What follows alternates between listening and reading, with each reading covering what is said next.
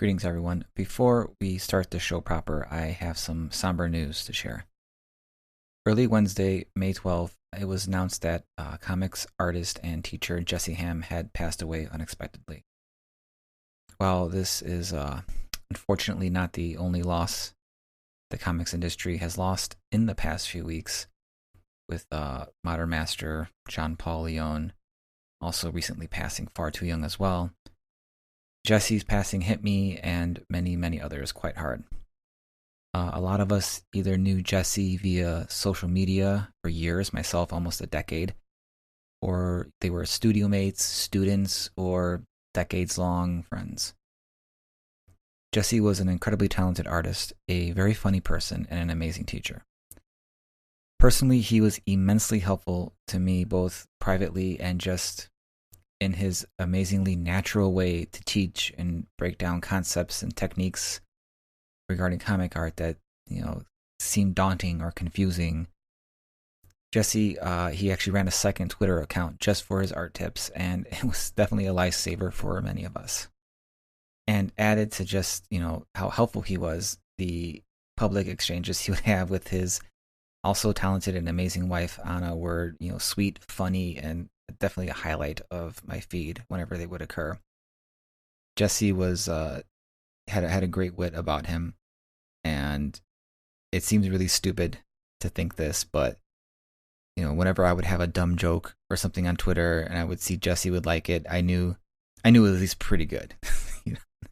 And I really respected him, and it's going to be hard not seeing him on social media and just out there every day sharing either his wit or his intelligence and his tips. Now, I've probably re-recorded this several times now in several different ways. It's difficult to feel like I'm doing right by him with my words. He was just an incredible positive force in comics. If you search right now his name on Twitter, you'll see countless other people saying things I'm saying right now. Jesse impacted so many people, and not getting a chance to talk to him here will be a regret I have for the rest of my life. It's something I was really looking forward to have happen, and it's now an opportunity that will never be there. Jesse Ham not only left this industry and planet better than when he came into it, now it feels that there's a void where he once occupied. The endless amount of stories celebrating him, along with his work and teachings being available for people, it will continue to make sure that his legacy makes comics and art that much better for the end of time. Now we are mourning him as the loss of him as a person and the loss of the art and work he would have given us. Eventually, I hope that we will all just remember and celebrate him and what he left for us. Rest well, Jesse. If there's anything that his studio mates at Helioscope or anyone else starts to benefit his family or to memorialize him, I will be sure to have it mentioned here. For now, his Gumroad account pages are still active, and there are several PDF volumes of his notes and tips available, and if you are at all an artist or thinking about being an artist, or you just want to figure out a way to help, this isn't official, I don't know. But I know Gumroad is an automatic system, so you're not adding any work to anybody. So I think right now this is the best way to ensure that, one, his work and his amazing teachings live on, and also to help benefit his family in some way. I'll make sure there's a link in the show notes. All right, on to the regular show.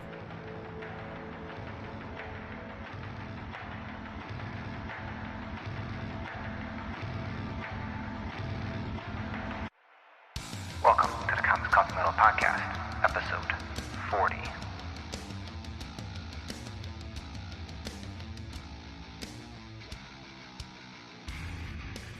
Hello, everyone. Welcome to the Comics Coffee Metal Podcast. I'm your host, Don Cardenas, and we have a great show today. I have really great recommendations up and down the board, and I also have a really cool guest. So let's get right to it. For comics this week, I have Crash in Troy #1. Crash and Troy is a new series from Action Lab Comics. It's written by former guest Jared LUJAN and future guest, even if he doesn't know it yet, KYLER CLODFELTER. The best way to describe this book is Guardians of the Galaxy meets Tango and Cash. I was given an early look PDF at this book by Jared, and it is a absolutely fun read. The odd couple duo of Crash and Troy is handled very well. Jared's a great writer. I shouldn't have expected any less. The odd couple duo is a familiar idea, but it's very well done, and there were plenty of nuances to the relationship that elevated it well beyond your standard kind of trope with that. Jared is a great writer, and the hook of the series that comes towards the end of issue 1, it got me, and it'll definitely get you too. This is going to be a crazy crazy book, and given the artist involved, I'm sure it's going to look gorgeous and even more crazy than the premise is promising us. And on that note, KYLER, who handles both the line art and color duties, is firing on all his cylinders with this book. It looks great. It's really fantastic. He's going to be an artist that we're all going to hate really soon. I mean, we'll love him, but we're going to hate him. We're going to hate him real good, real soon. He has a great sense of acting, flow, dynamics. His overall style is fairly clean. It kind of reminds me of Joe Mad with some Stuart Eminem thrown in with just something else I can't quite put my finger on, but it looks great. It's fantastic. He draws a good himbo. He knows how to do the action. It's so when the inevitable ramp up of even more action in this book that I just know is going to come, it's going to be amazing. Crash and Troy, it's going to be a hell of a ride, and you can pre-order it right now through your comic shop using previews code May211093. Code May211093. Again, this is coming out, and you want to get this code to your LCS and just order up, or I'm sure it's going to be on Comixology as well. But pre-orders for independent comics are huge, so if your shop will do it, because this is going to be a real fun book, and you're going to miss out if you don't get it. All right. For music this week, I have to suggest you go and check out the latest solo album from OLA ENGLUND entitled STARZINGER. If you're a metal fan, you might be familiar with Ola from his bands The Haunted and Feared, but most likely it's from his hugely popular and influential YouTube channel.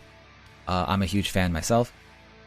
This is his second solo release, his first being 2019's Master of the Universe, which was also a really great album. As with that album, this is an instrumental endeavor, but Ola has incorporated a lot more genres and influences into this batch of songs than he did with Master of the Universe. Not that Master of the Universe was all metal all the time. It was definitely pushing some of the normal things we think of with Ola's music, and this just goes in hyperdrive. There's like legit sax and harmonica solos on a couple of the tracks, and just a plethora of synthwave style keys everywhere, or plethora. I don't know. I should probably cut this out, but I'm not going to. So just a ton of plenty of synthwave style keys and all that everywhere, along with the expected and welcome shreddy and melodic solos that Ola is just known for. There are a few very non-metal style tracks on this album, most notably the tracks Space Invaders and Bluesy McBluesface, with Space Invaders being a very mellow and chill affair, and Bluesy McBluesface being very well... I think you get the point. Ola's musicianship has definitely just been honed and it's razor sharp, and he's definitely set a bar here for instrumental albums, and I was never one for the real shreddy Joe Satriani, Steve Vai type stuff, and Ola's really good at writing songs, and for me, these all work. I love his style. I love his, while he can shred, he's definitely more melodic, and embraces that a lot of the time, and I really appreciate that. As far as favorite tracks go, well, I think you know what's coming. Yes, the first track, Stars and Ponies, is my favorite. I know. I don't know what it is with first tracks lately, but they have all just been jams. I can't explain it. You know, bands are getting really good at picking their first tracks. They're getting me every single time. That said, I really do like the entire album as a whole, with the aforementioned Space Invaders and the tracks Demonetized, and I think I hope I get this right. Balegma, featuring Jeff Loomis as guest solo, being the other standouts for me. But among all that, Stars and Ponies really is my favorite song off the album. It's got this crazy synthwave intro and just heavy chugs and tons of melodic solo stuff everywhere. And yep, it's my musical crack. So let's go with a snippet of that. And you can find Ola Englund's Starzinger available anywhere there's streaming music. I'll make sure there's a link to his website in the show notes where you can get signed album CDs, tab books. He has a lot of really cool, awesome stuff if you're into physical media. So be sure to check out his site if you are into that kind of stuff. All right.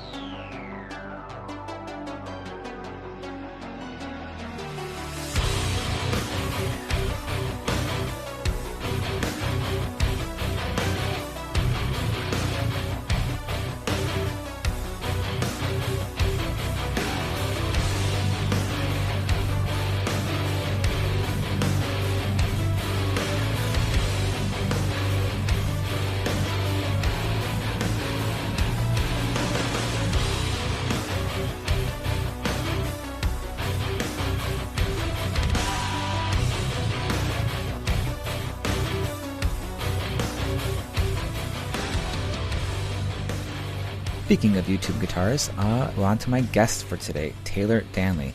Taylor is a really great metal YouTuber, and that's a weird metal YouTuber. But yeah, he does a lot of great gear demos. His videos are always very informative and interesting, and they never overstay their welcome.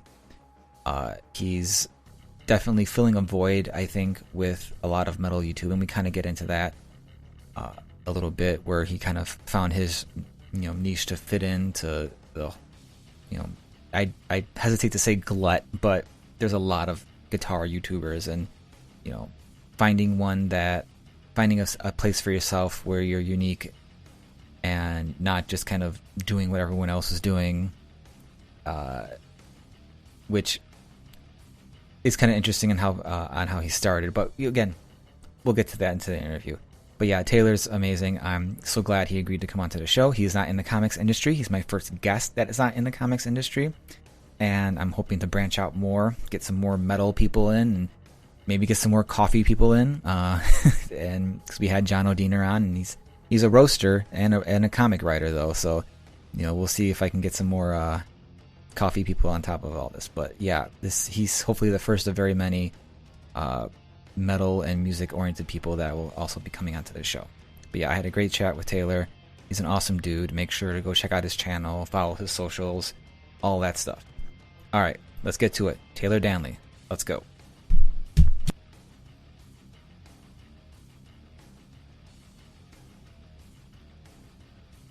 Okay, so this being the 40th episode of my podcast, which I didn't even think I'd make it to 20 without just flaming out and quitting. It's been nothing but comic creators from the start. Some have been musicians, some have not been. Some have loved metal, some have absolutely not loved metal. And I'm just very happy to finally have someone who's not a comic creator, as much as I love comics, but I also love metal a ton, and I love watching metal on YouTube and all the content creators there that just demo stuff or just bring a lot of knowledge to me, kind of a intermediate novice of recording and playing and all that. So Taylor, thank you for being the first YouTube metal creator on the show. I have a lot of stuff I'd like to talk to you about metal and YouTube creation and all that, but before we get to that, I gotta ask, comics, coffee, metal, what are you digging right now? Okay, coffee. So I have kind of a weird relationship with coffee right now. One of my very close friends actually brews coffee. Awesome. They're called Autumn Coffee Roasters in Portland. Excellent coffee. That's probably my favorite coffee. But my wife and I got one of those Nespresso machines, the little pod things. Yeah. And that has been my go-to lately for the coffee. It's a little strong, a little bit stronger than like your typical cup of coffee. Okay. So that go ahead. Do you usually do cream or sugar, or are you just like a straight black coffee type of guy? Sometimes cream and sugar, but no, actually the majority of the time what I like in my coffee is I like chocolate and milk. and if you just mix it with straight chocolate milk, that's even better. We were talking about, before you started recording, we were talking a little bit about Portland and how there's so many coffee brewers out here, and I don't know if you're familiar with Stumptown, but they make an excellent chocolate milk coffee, and that's my jam. I love that. I've heard a lot about Stumptown. One of former guest and friend Ben Dewey, who lives in Portland, he brought up Stumptown too, and it just sounds amazing. I'm a big fan of Rootless Coffee. They're based out of Flint, Michigan. They just launched in September, and they're one of the co-founders, John O'Deener. He's a comic writer, and he's also a drummer. Oh, cool. He was in a band, The Distillers, in the early 2000s, and a bunch of other bands. He's a really great musician and all that. But yeah, I was never not a super picky coffee guy or anything like that. But I had to give that a shot because one of my friends did the art for one of their bags, and I just kind of like, okay, I guess I like this, this slightly fancier coffee now. Right? Yeah. Sometimes that's what it is too. I mean, I got hooked by a Facebook ad. I can't even remember the name of the brand of the coffee now. That's like how good the ad was. But it's like a coffee brand that essentially had on their packaging, it was like an artist recreation of the cover art for Army of Darkness. Okay. And and like that's the whole thing. It's like darkness, like dark coffee. But it's funny how some of those things, like they just trigger you, and you're like, okay, well, I'm gonna try this new coffee brand just because they're hitting my nostalgia nerve. That's awesome. So, we had talked a little bit before. You're not a comics reader per se, but you are a big horror fan, and those are very much two wheelhouses that go well together. But you collect horror action figures. I do. You do. Yeah. What kind of started that for you? Oh, that's a really good question. I'm not really sure what started it for me, to be honest. I think what happened is early on. Well, we have to rewind here a little bit. So, I was in a band and I was touring in the late 2000s, and like a lot of bands, you go out on tour and there's a large chunk of time to just kill where you're in a new city where maybe you don't know anyone and you just need something to do. And so, you have a tendency to maybe just wander places and, just go into stores that are within walking distance of the venue that you're going to be playing at that night or whatever. And I think that's how it started. I think that I had walked into an antique store or something like that, or maybe I don't think it was a Goodwill, but maybe it was something like that, like a secondhand type store. And I just come across these, action figures of, I'm not even going to remember what that Castle Freak toy that you had mentioned, that might be one of the first ones. Okay. I remember it was something very obscure like that, because I remember walking in and just thinking to myself, like, wow, that's really weird that there's this toy of this really obscure horror movie. And so, obviously I'm like, well, I have to buy this because, I mean, when am I ever going to see this again? And, this is late 2000s. We're still the early days of, eBay and things like that. So, so in my mind, I was like, wow, this is a once in a lifetime thing. I got to get this. And then I just started collecting more and more. The more obscure, the better. And I just got into it. And then, there was this whole thing. I don't know how it is. Where are you located again? I'm in the Chicagoland area, so around Chicago. Okay. So I don't know how. I think this really depends buyer to buyer for each Target in like your area, but one of the Targets out here has a purchaser who purchased all of these horror movie toys. Like you could go in there every few months and they would have, new ones. And obviously they're in the bottom, by the wrestling toys and like the video game type toys and stuff, there's in the bottom corner, like dusty, like no one goes over there type thing. But, my friends and I would go. I have another friend who's really into collecting these as well.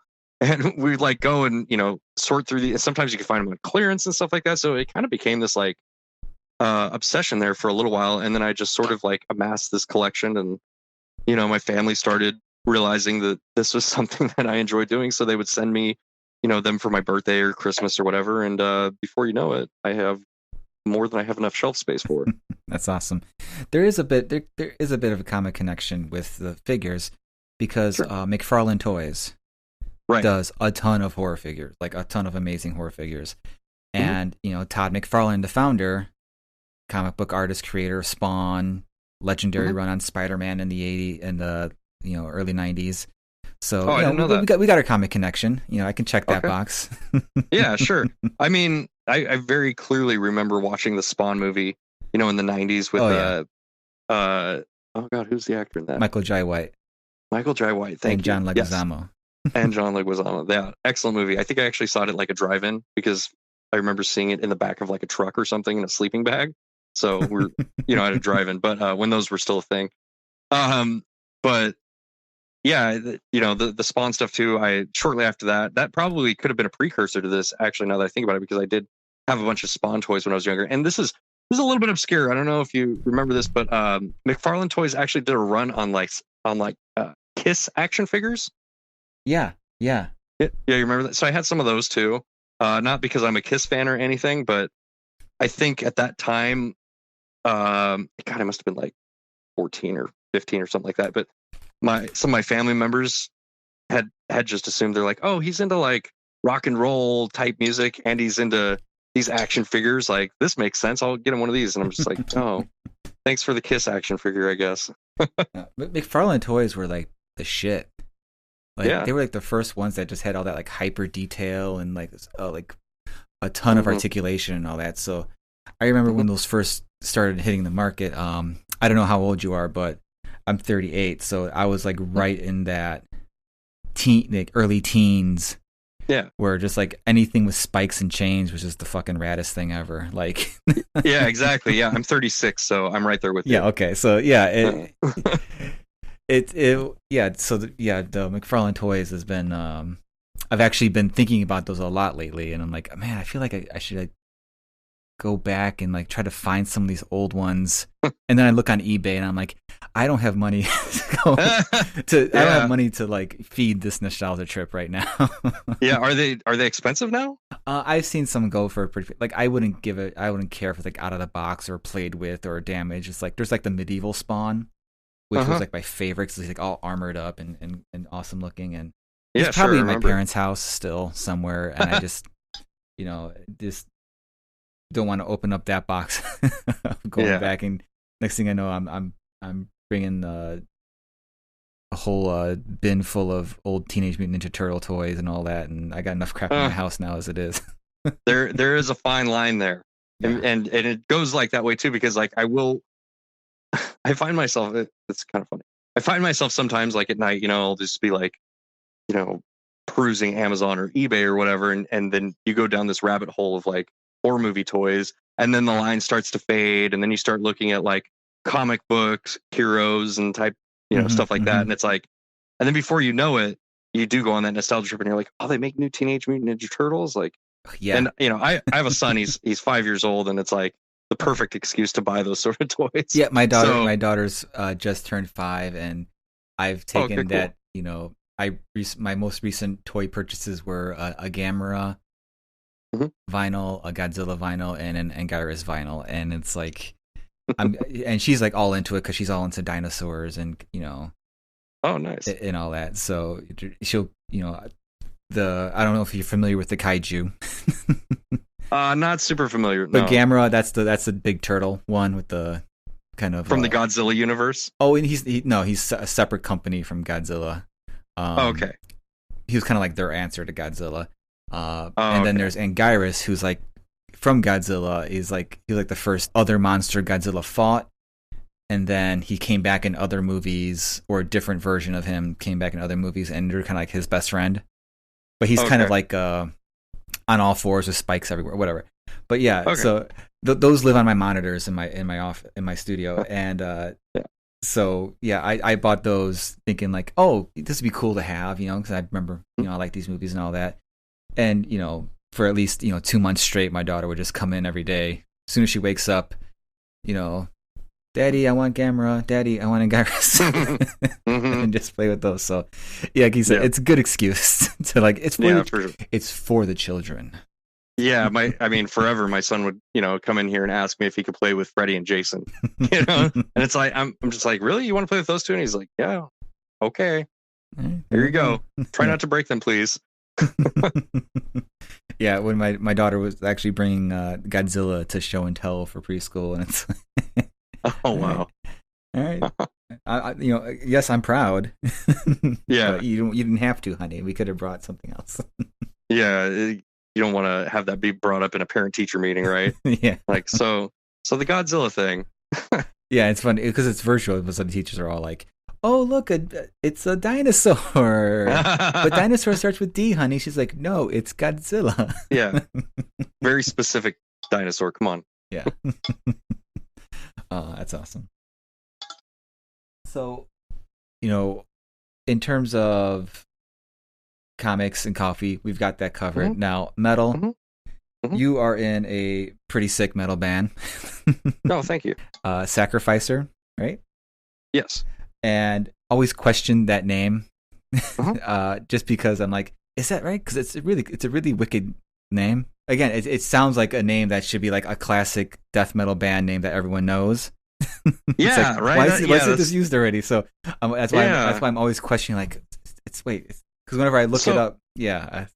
Yeah, so there was like a band. I mean, obviously we found this out after we kind of settled on the name, but there was a band called Sacrifice that was like, I think, the most popular band, and I believe they were like a Swedish band that were really active in the 80s or maybe 90s, something like that. And then there's now another band called Sacrifice, I think, that is from Southern California. So it's, some bands like have gotten there close, but I mean, none of us can take credit for the name.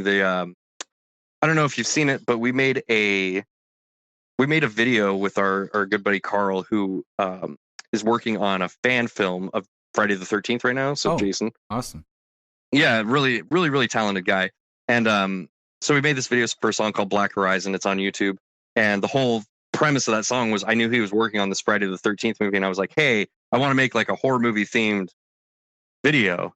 And, so like we kind of had that connection there, but he was actually the one who came up with the name. Oh. So yeah, just randomly, he was, I think he plays bass in a band called Vintersea.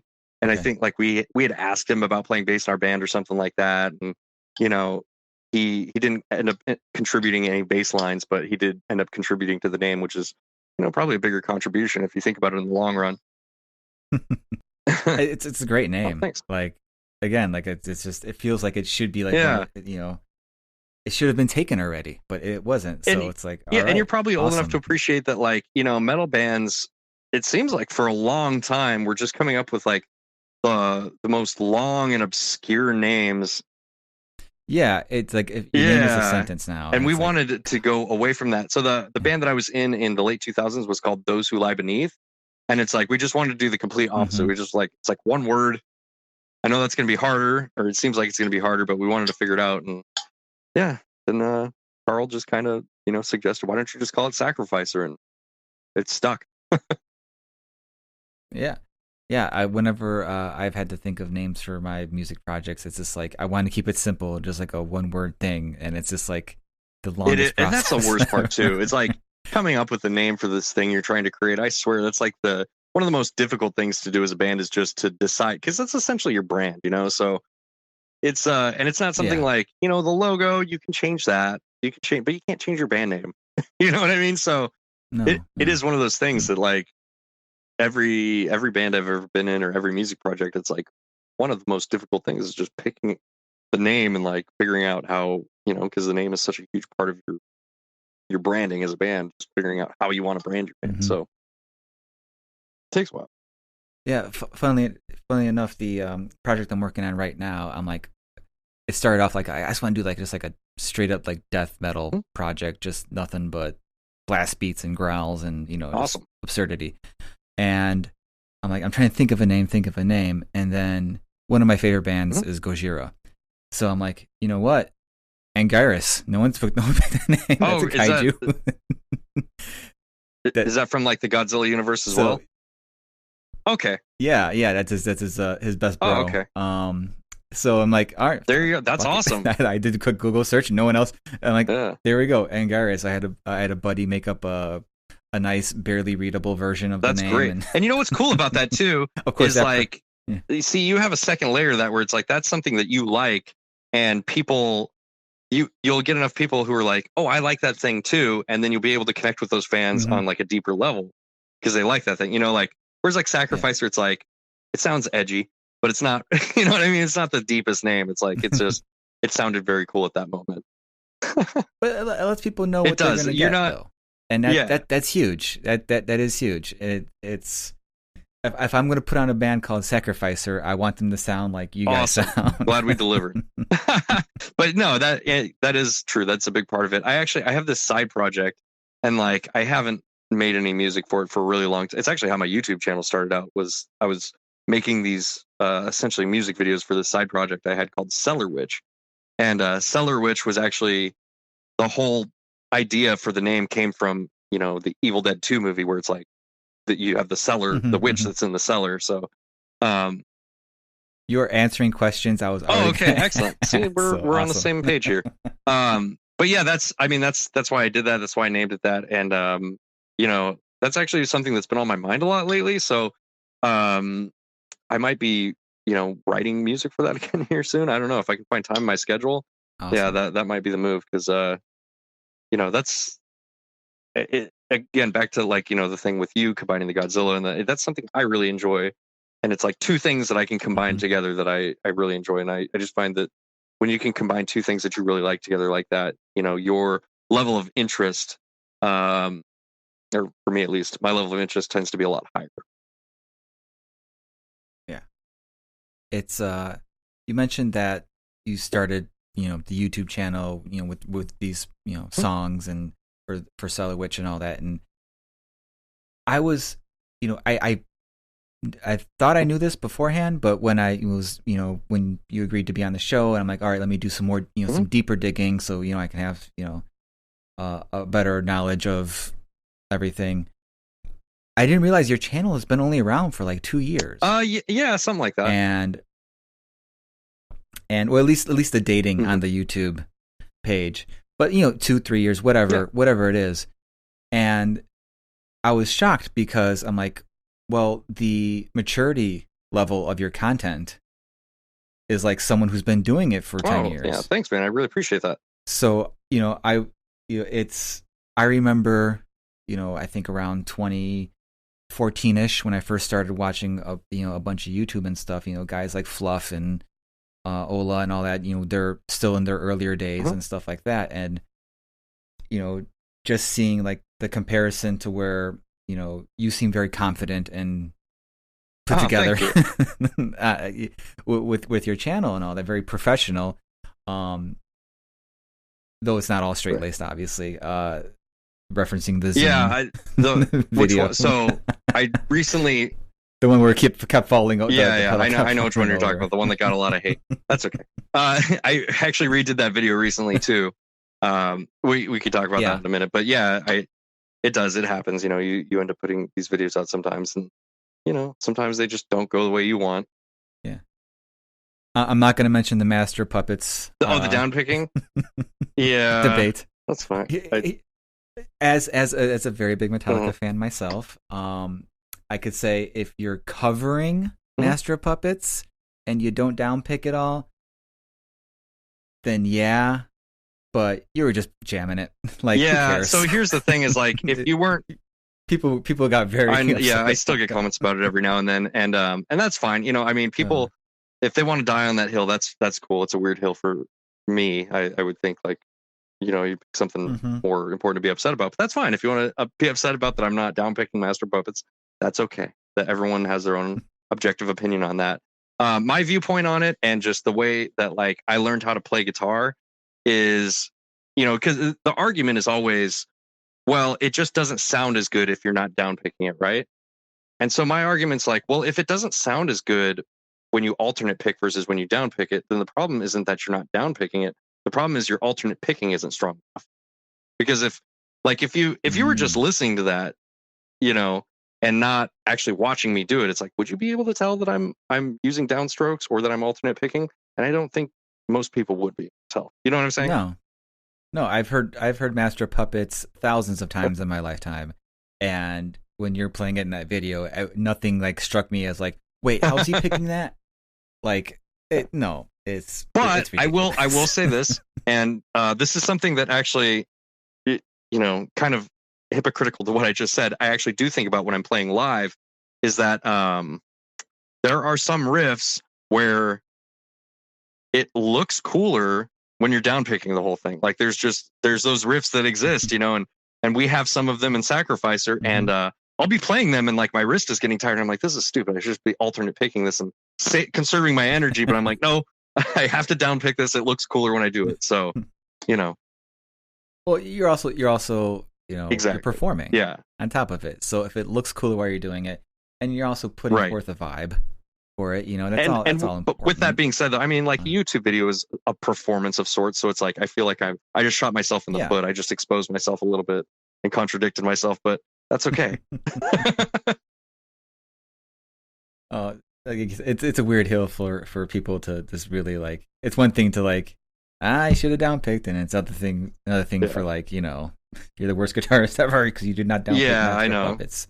When probably most of those people can't even downpick it to begin with. Right? Yeah, I mean, look, it's like you put yourself on YouTube, and this is what's going to happen. You're going to get all sorts of different opinions on things, and that's one of the great things about it is, like, I think that a lot of people, I mean, I've seen a lot of even bigger YouTubers get really upset, like, I'm sure, it depends, maybe like, you're reading this comment when you're, in a bad mood or something like that. And then it just adds a little extra salt to your day, maybe. Yeah. But, I've seen like even bigger YouTubers like get upset by their comments or whatever and publicly say things about them. But I just think that like it's a good opportunity for you to figure out like how to take criticism without letting it bother you. You know what I mean? Without getting emotional about it.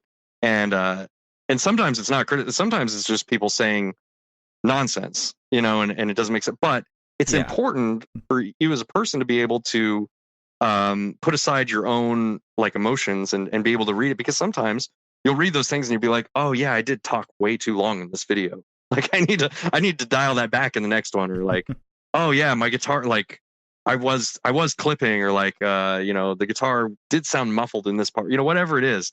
It's like a lot of times those really important criticisms that can help your channel grow will be disguised as like negativity, but it's like up to you as the creator to sort of read that and to be able to interpret it without getting your own emotions involved. Yeah, you have to have that, a healthy sense of like just self-criticism, and that doesn't to be able to spot absolutely and it's hard, sometimes. Like I totally, on my Instagram, you've probably seen this on my Instagram, but I do post those comments on my Instagram sometimes, and mostly what that is, and this is something that like I actually might pull back on, because I've had people comment that like they like that, and then I've also had people like comment that they think it's like a bad thing that I posted, like it's negativity, like I shouldn't be putting that negativity out there or something. So I get both sides of the equation, but the main reason that I started posting those on my Instagram stories was because I would get comments from other creators all the time, and this seemed to be like a very common thing where they wanted to ask like, hey, like how do you deal with like negative comments, or like how do you, like some guy's been on my channel and like saying hate to me, and I just like, man, it's really upsetting me, and you can tell this is like really affecting their day and really bothering them. And so I just kind of put those out there as like a thing, like, hey, like I deal with this too, it's all good, it's just what it is. Yeah, you're just trying to put forth the example of like it happens to everybody, like you can just, let it pass, have some Totally. fun with it. Or you can go full on, Glenn Fricker and just like like you're giving me content now. And yeah, Brooks. and you know what? I mean, that works too. I'm in a way that they are giving me content by being able to post it to my Instagram. But I think that I would say that, like, in the sense where Glenn Fricker would take that and he's like, oh great, this will give me something to rant on for a while, and fill up like a 1.5 minute block in my video. I take it and I look at those, and hopefully this is the way it works. It seems to be the way this works for me, but I look at those as like opportunities to start conversations with people who might have other ideas or thoughts on those situations. Like maybe it's a Master of Puppets thing, right? And maybe because I posted that, and this is actually true, this did happen, but I posted that, and then it's like I get a dozen messages from people who have all sorts of different opinions on alternate picking, and that like segment specifically, and then you learn from it. You learn learn who your audience is, what they care about, and then you might actually think about some things that you wouldn't have thought about otherwise. So it's like I actually really value those conversations, and I get the most conversations from posting those negative comments.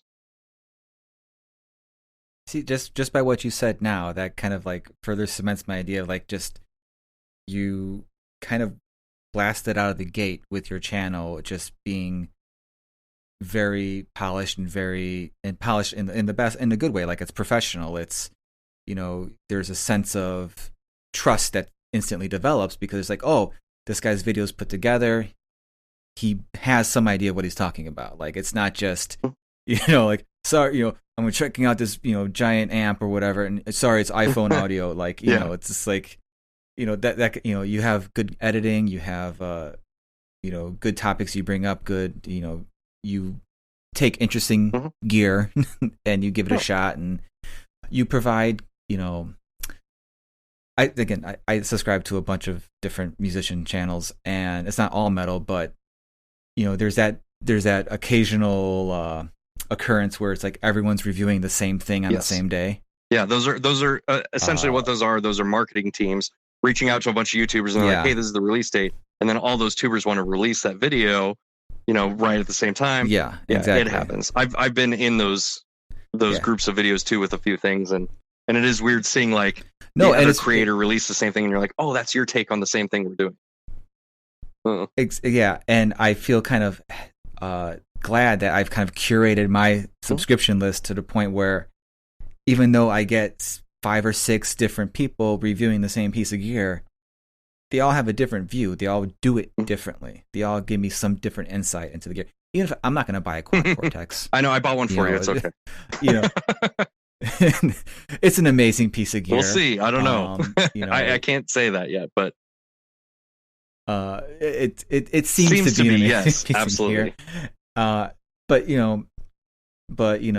Fluff's has a different opinion than Agafish and Ola and Stay Metal Ray and you, and like just everyone approaches it a little bit differently, and your channel is kind of the more deathy channel, like that vibe to the gear. That's when you test things out.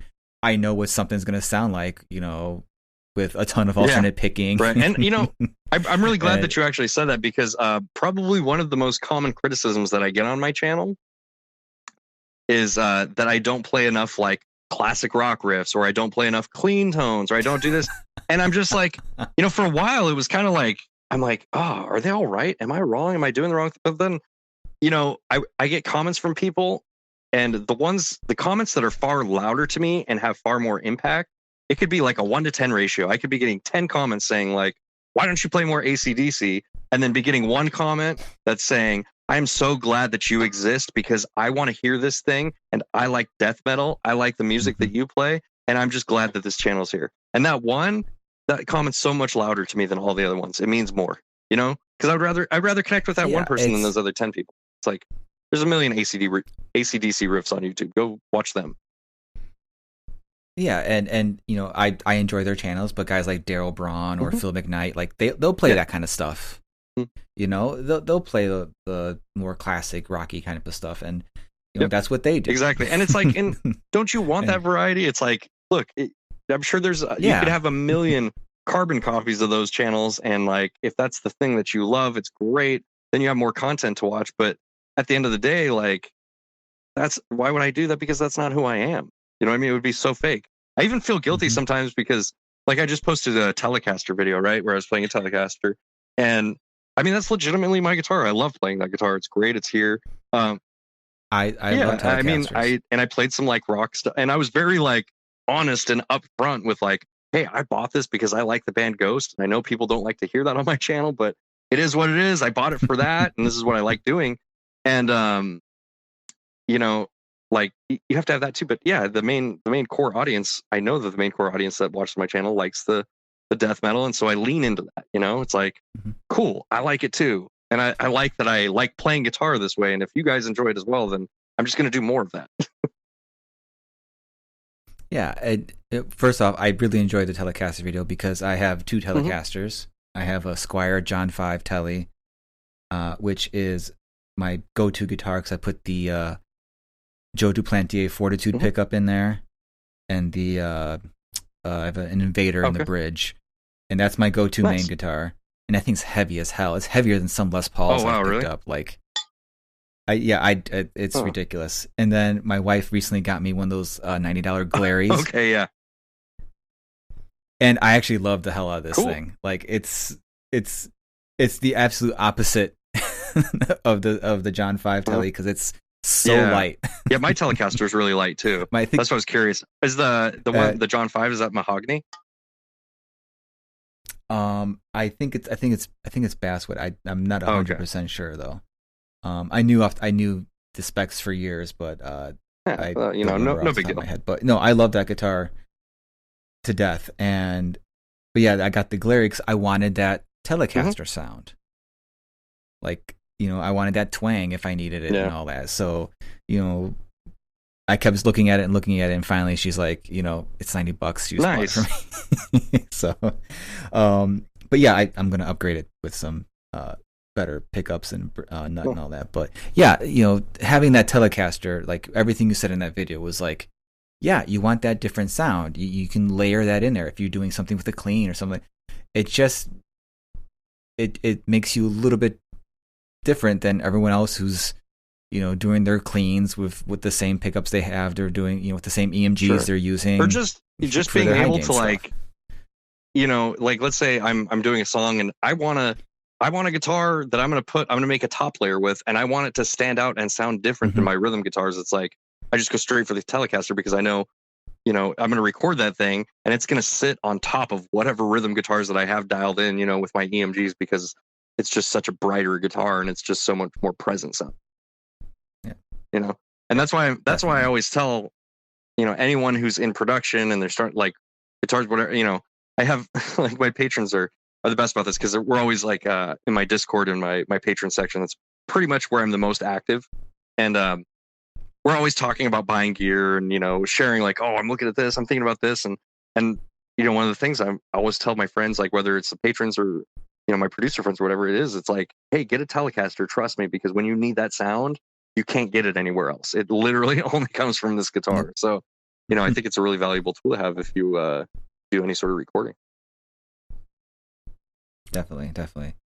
So, has editing, like video and recording, and is that something you've always been interested in, and does YouTube kind of provided that platform for you to do it in, or was it you kind of saw what you could do with YouTube and then that kind of piqued that interest?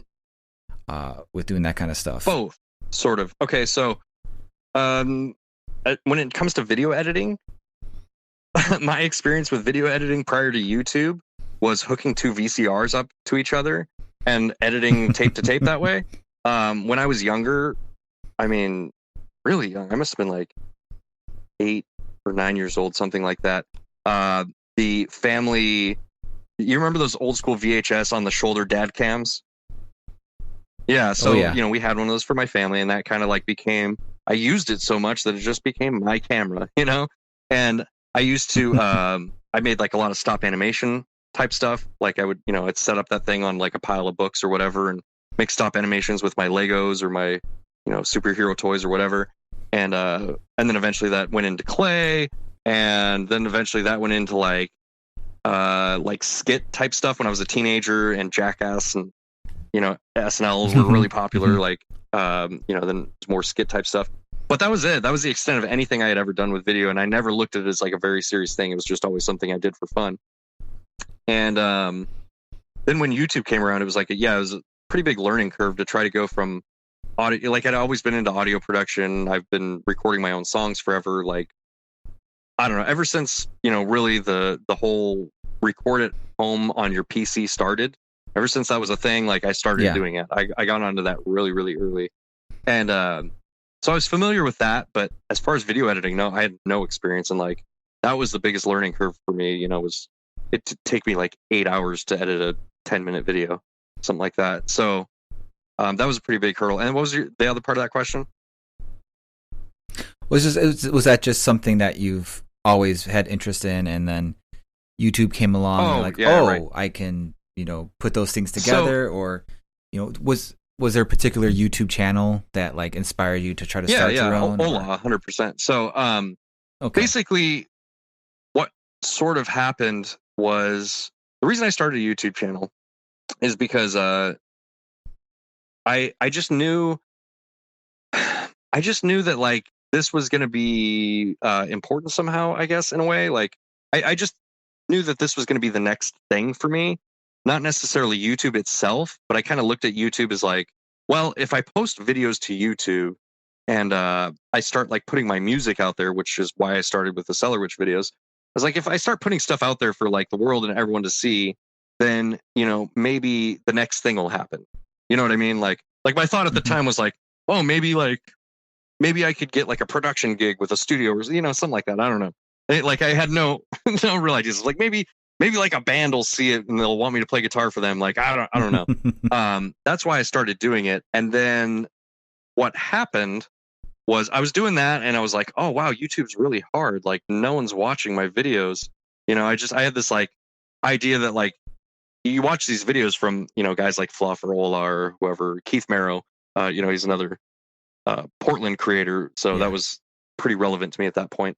And, you watch these guys like upload these videos and you're like, okay, I think I could do this. Like I get what they're doing. And I don't necessarily want to review gear, but I want to at least put music up there and get my music out, and so I start doing that. And then, I'm watching one of Ola's videos and, I'm sitting here thinking to myself like, wow, like if I put my music out there, I'll get views and whatever, but it doesn't work that way at all. Like, and in retrospect, it makes it like, who's going to be, searching for Cellar Witch, who's going to be searching for those music videos? But like, no one even knows it exists. Why would they search for it? It's just such an obvious thing to me now from doing it for so long. But anyway, so, I'm like, well, how do I get views? And I watched this Ola FAQ and Ola was like, if you want to start a YouTube channel, he's like, the easiest thing to do would be to just look at a video that performs well and then make your version of that video. He's like, so go to my channel and look at one of the videos that performed really well. And then you make a video like on the same topic, but just do it in your style. And so I did that. And that was the first video I ever had that got any views. Yeah. Nice. So, and then from there, then I just started reviewing gear, I guess. I don't know.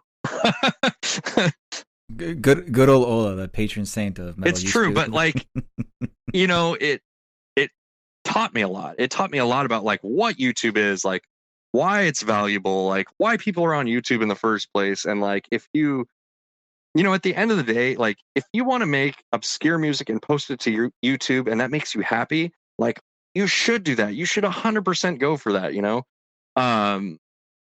If at the end of the day, if you're happy, who cares? But for me, I knew that like YouTube for me was like sort of, I guess I would say that my main motivation when I started doing YouTube was networking, right? Like I wanted to get outside of the people that I knew and I wanted to network with other people and get to know other people and just see where that took me.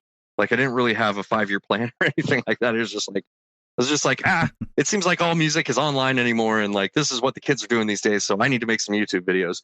And then, before long, it's like, I realized, oh, I really enjoy making videos. I used to really enjoy making videos. So maybe through doing this, I can like scratch that itch too. You know what I mean? And I can learn to enjoy something and appreciate something that I had forgotten about, that I, hadn't picked up in a long time. And that's kind of what ended up happening, is just, you make videos and you kind of fall in love with the process. And it doesn't always go, I don't always want to make videos, but, consistency is really important. So, you do. But again, all that stuff is if you look at your channel objectively and you look at what you do objectively and like treat yourself more like an employee of your own business rather than like, an artist, I guess, then you kind of get more, for me at least, I get more direction. I get more like, okay, oh, it seems like people are, and again, and then you grow your channel too, and people tell you what they want to see as well.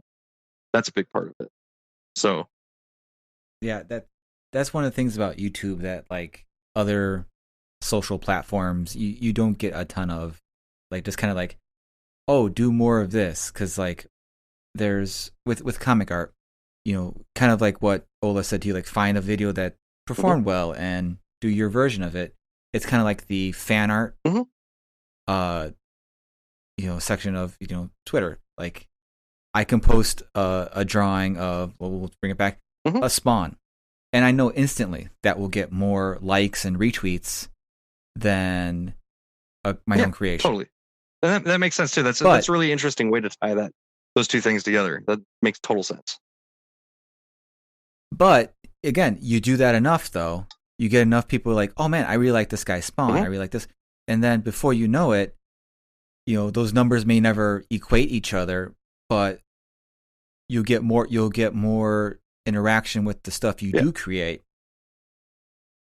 So, I think you went about it, you took his advice very smartly, and, now, because I never would have heard of your band if you hadn't made the videos. And actually, for once, the YouTube algorithm was working, because I don't recall when I started subbing to your channel, but I remember seeing your videos for a while on my homepage whenever it would, and I don't know what my classification in terms of YouTube user is. Usually, at least once a day, I go on YouTube, go to the homepage, see what's suggested, and then I go to my subs. So, it was working. It was definitely working in your favor for me. So I was able to come across it. You probably had happened to watch that OLA England video, and I had made one, and YouTube's like, hey, for whatever reason, when we suggest this video to people who've seen the other one, they tend to click on it. I mean, that's kind of how that thing works. Now we, have talked a ton about metal, but I did not get out of you. What's some metal you're digging right now? What's some new stuff you're really enjoying right now? Oh, new stuff. Okay, so in full disclosure, I don't really listen to a lot of new metal releases. That's actually part of, I don't know if you saw, I posted a video recently where I did a reaction review to the new Cannibal Corpse album. Yeah. That's part of the reason I wanted to make that series.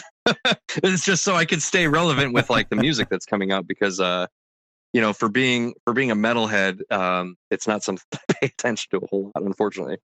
It's the same reason I front load this podcast with talking about a comic and a new album. Like otherwise, I'm busy making stuff. I don't have time to consume stuff that or seek out new stuff that I'm unfamiliar with. So no, I totally. And and especially I don't know if this is the case for you, but for me, it's like I'm making metal, and it's like I listen to it when I'm making it. I'm listening to the way that I write a song is a lot of times it starts out like those demos you see on my YouTube channel. Actually, a lot of times it is those demos you see on my YouTube channel. But I'll take those demos and then I'll listen to them in the car and I need to change this. Oh, this song kind of sucks right there.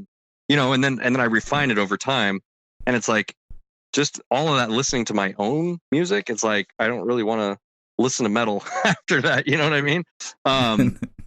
No, I totally get it. But I do, I did listen to the new Cannibal Corpse album when I made that video.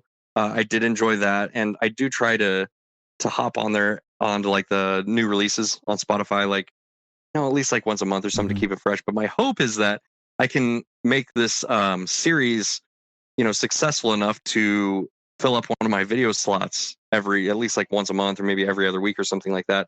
And that way I could just actually listen to these releases as they come out.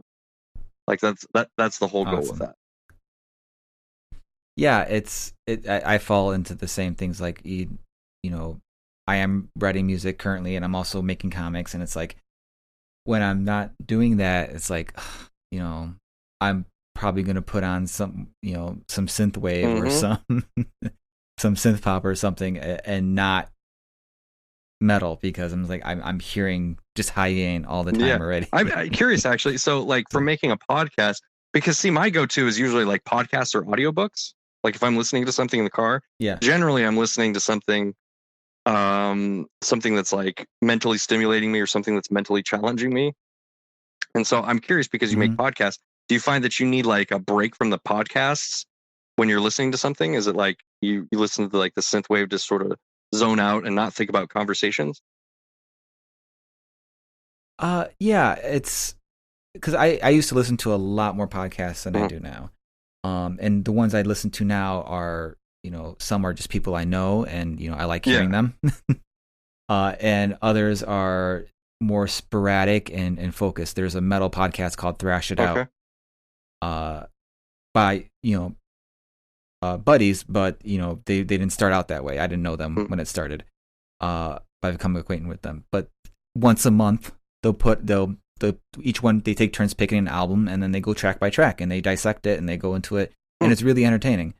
But yeah, usually if I do need breaks, because it does feel like, you know, I'll let some podcasts pile up, and then I'll just, you know, listen to music, or, you know, I'm, you know, a dad to two youngins, a 5 and a, you know, 19-month-old. So, you know, jamming my music isn't really they'll tell you real quick. Isn't always approved. Yeah, my son is like, it's funny, I tried to put on some metal the other day, and he was like, "Dad, I don't like this. Turn it off." You know? I'm just like, "All right, sorry, man." What we like I can't get him to listen to any metal, which is, you know, funny. I'm like, "You're my son, like you should like metal," but no, it doesn't work out that way. Like Van Halen, no. You know, you listen to like more like modern, no. He wants to listen to like video game music. I mean, like that's what kids are into. They're into like Minecraft music and stuff like that. So that's all he's into. Yeah, my son, he's the younger one. He's 19 months, and, you know, if I'm just riffing away and something, he'll wander in, and he'll do his little, you know, 19-month-old, you know, bounce dancing thing. He'll dig it. My daughter, no. A couple of times she's like, no daddy music. Yeah, 5, right? All right. Yeah, so same with when they get to that age, man, they get very forward with like telling you when they don't like things. Yeah, it's like, all right, well, thank you for telling me you don't like this. I'm gonna fade this to the front seat now, so you can't hear it anymore. Yeah, or you want to listen to yours? Fine, that gets faded to the back seat. I don't need to hear the Shape song for the 50th. Yeah, we're good on that. But yeah, I definitely need to take breaks, you know, and that's why I like stuff like synthwave or Churches or Tegan and Sarah or Johnny Cash, even like just stuff that's not metal in the slightest. Or just, you know, regular, you know, soundtracky stuff. You know, there's a band called Two Steps from Hell, and they do a lot of soundtracky type, like, you know, just the epic orchestral kind of stuff and all that. So, but I'm also, you know, metal is such a huge,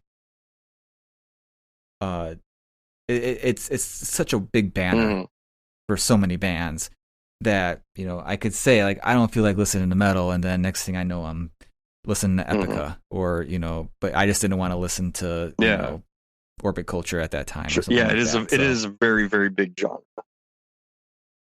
So that kind of leads me to, you know, one of the questions I have is, you know, I've brought this up a few times. I feel like for most metalheads, we know the big four, right? The big four thrash, you know, Slayer, Anthrax, Metallica. I figured that's what you're talking about. Yeah. I feel like most metalheads started with one of those. As were. So is that true for you? Did you start with a particular big four band? No. Okay. No, I actually got just decimate my theory. No, completely. That's fine. That's fine. I mean, if I'm being like, if I'm looking at it objectively through that lens, I would say that probably Metallica did have influences on my listening taste because, especially like the Black album. I remember, God, when did the Black album come out? 94, something like that. 91. Oh my God. Okay, so I was really young when the Black album came out. God, what would that be? Like seven or eight, something like that. Anyways, I remember being very young when the Black album came out. I remember owning a copy, on CD and listening to that a lot. But I didn't really listen to metal, I guess. Like, I listened to the Black album more because, it was a popular album. It was pop music. Yeah, everyone listened to it. So it's like I had the Black album alongside my my grunge CDs and Aerosmith. Like Aerosmith was my big jam at that time. Yeah. So, no, my gateway into metal, oddly enough, I mean, I guess that's not odd. It was sort of through grunge.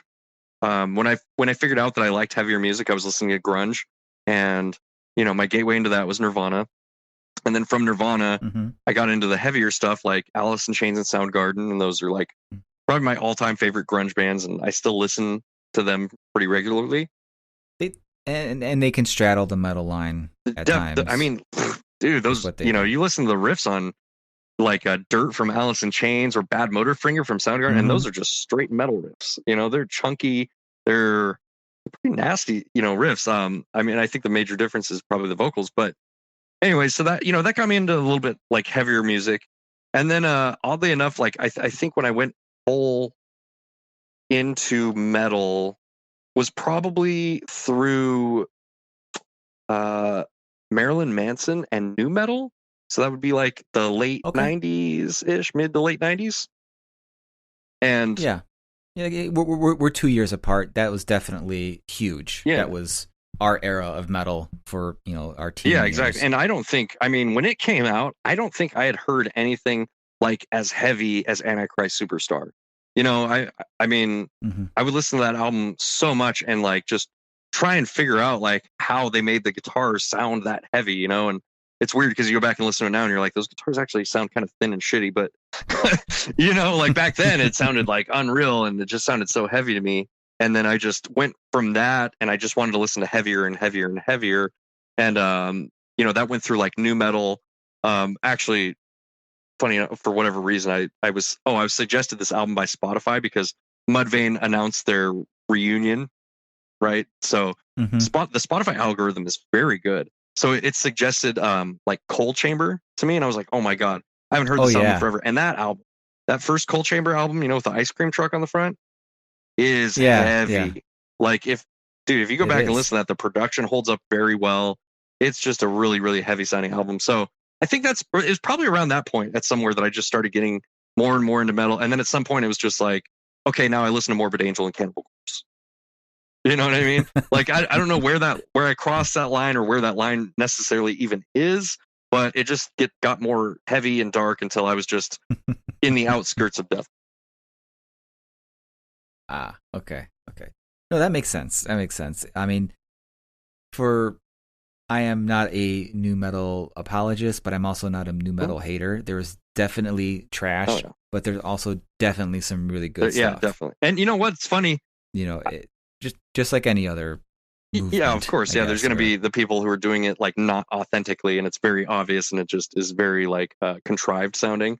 And then there's going to be those people who are like, the reason that genre and that movement exists is because there's people like that around. And like Slipknot is one of those bands where it's like a lot of people, love Slipknot, and then like some people just hate Slipknot and they think they're nu metal. And it's like, well, what are they? They're nu metal, I guess. Like that was what they were marketed as for sure when they first came out. But they're very close to that death metal line. Yeah. I mean, just Corey, in terms of being a singer, was like so far ahead of all the other nu metal singers. Absolutely. And just the musicianship in general. I wasn't a big Slipknot fan for the longest time, just because I was more, it was more the association of their fans, and the people in my school, the Slipknot fans were not the people you wanted to hang around with, or I could see that. Yeah, they were not. So in my high school was mainly like Metallica, Pantera, or some new metal. But even then, like, I didn't really fully dive into new metal until like right after high school, right after 2000, where at the tail end of any new metal like boom, I guess. But that's when I finally started like going back and listening to it and getting into Korn and stuff like that, and appreciating those things for what they were. But yeah, I did. I've told this story before on the show, but somewhere, I think it was around 2001, 2002. I was in my college library, and I was watching a video. I think it was Mark Tremonti, like shredding, and just like when it was like, I don't know why I was looking it up, but I was just looking it up, and then like some dudes were like, a couple people were like, "Oh, who is that?" And I'm like, "Oh, it's the dude from Creed." And like, what? So then I just started hanging out with them, and they were musicians, and they were like all into death metal and all that. And then I was taking a speech class, and there was a Norwegian guy. Oh, okay. I see. Yeah, I'm following you. He was sitting next to me. We were just talking about metal and all that, and he's telling me about all these bands, like, and I'm like, I think I've heard of these bands. Like, I don't know. He's like, oh, I'll bring you. I make copies of all my CDs and backups. Like, this guy showed me a picture of his room. It's basically his wallpaper is like CD cases. One of those guys. So yeah, so he's like, I'll bring you some stuff I think you like. He brought me 27 CDs, and I'm like, this is fucking creepy. So this is because they're all handwritten, like the track listings and stuff like that. And I'm like, dude, this is like, wait, like, and this is on CDs. I'm like, can I pay you for the CDs? He's like, oh no, I make like 2 backups of every CD. These are like my backups, and I'm like, all right, man. I think I gave him like $10 or something like that for Blink CDs or something. But it had all this stuff. It had like Control Denied. It had Death. It had like Jag Panzer. It had like some local death metal bands in Chicago, and like a whole ton of stuff that I'm sure like I would recognize the names a lot more now. But I was just not into it at all, and I ended up giving it to those guys in the library, like divvying it up between them. After a couple months of like, I just can't get into this. Which I kick myself now because, Yeah, it's not that I can't find that stuff. I just don't remember the names of the bands. Yeah, it's a very weird thing because I remember for the longest time, like, my friends trying to get me into, like, maybe not even, death metal stuff, but just like heavier stuff like Fear Factory or something like that. And I was just like, why do you listen to this, dude? Like, I can't, it's, obnoxious. I can't listen to it. But then there's for some reason, there's like that threshold. And once you cross that threshold and you get past it, you're like, oh, okay. I like this now. And it's almost like learning a different language or something. And then once you can understand the conversation, it becomes much more interesting. Yeah, and I'd never really got into guttural vocals and stuff like that until the past few years. And, like the hardest I would go is like, I don't know, like maybe some Fear Factory stuff or Pantera or, Static X even, but even Static X wasn't really. No, those are all still radio friendly. Yeah. So I'm trying to figure out which band it was. I think it was through symphonic metal, because symphonic metal has a lot of like the nice melodic female singers, and cool bouncy riffs and stuff like that. And then occasionally just have a guy coming in with the gutturals. Yeah. Just kind of warming you up. Yeah, it's like the guitar player or the bass player or something like that wanted to contribute some vocals. Exactly. So it's slowly but surely I started getting converted, and now I'm getting more into that. And now I'm starting to like some black metal and stuff like that. And, right. Which has another one of those similar thresholds. I actually just crossed that threshold maybe in the last like 5 years. So I get that.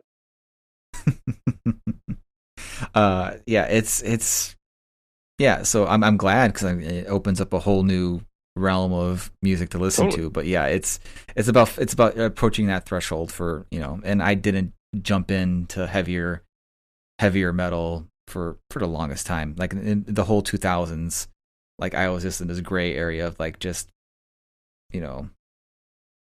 Metallica and like Dream Theater.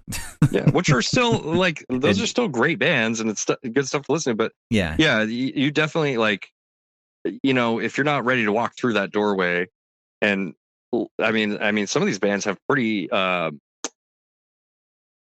I would say like high cost of entries, because it's like especially if you listen to like some slam bands or something like that, that's got to be your shit. Because if it's not, like, that is going to turn you off immediately. As soon as you hear like Yeah. the high tune snare and like the pig squeals and just the the production value of all that stuff, it's like that is a very, very specific listener. And if you're not ready for that, then yeah, there's no way you're gonna be able to sit down and make it all the way through a song. Yeah. I think what the turning point for me on a lot of stuff is just, instead of really thinking about like, oh wow, this, focusing on the music, just kind of focusing on the vibe of it. Like, what are they doing? Like, what's the Sure. mood that's being expressed here and stuff like that. Just being kind of analytical of it in that way, because, again, for the longest, like, I think also, like, I was also more into hard rock in like the 2000s. So stuff like Alter Bridge and so on and so forth. But yeah, it's and once I passed that threshold of like, okay, I'm kind of tired of all that stuff, because now all those bands are starting to sound the same. Let's get back into some metal. So yeah, it's. I also know you're a big fan of the Deftones. And so is that, do you consider Deftones metal? Because I know there's some debate on that, or are they just kind of alternative? Or I mean, I don't know. God, that's a good question, because it's like you listen to some Deftones and you're like, oh, what are you talking about? This isn't metal at all. This is like almost like a, not dance music, but you know what I mean? It's like synthesizers and stuff like that. Like it's, and like singing and stuff. But then you listen to like Diamond Eyes and it's like, holy shit, like this is heavy, And I mean, even, Steve Carpenter himself is like a huge Meshuggah fan, and that comes through a lot in their playing, and I mean, he plays 8-string guitars and plays super down tuned. And so I would say they're one of those rare bands that crosses a lot of different genre boundaries and doesn't conform to a single one of them, and that, like, I think that's worked for them. I think a lot of bands try and do that and it doesn't necessarily work for them, but I think that they're one of those bands where it's like they did, and they got their roots. I think objectively, if you listen to those first 2 albums, they're definitely hard rock metal, like metal leaning.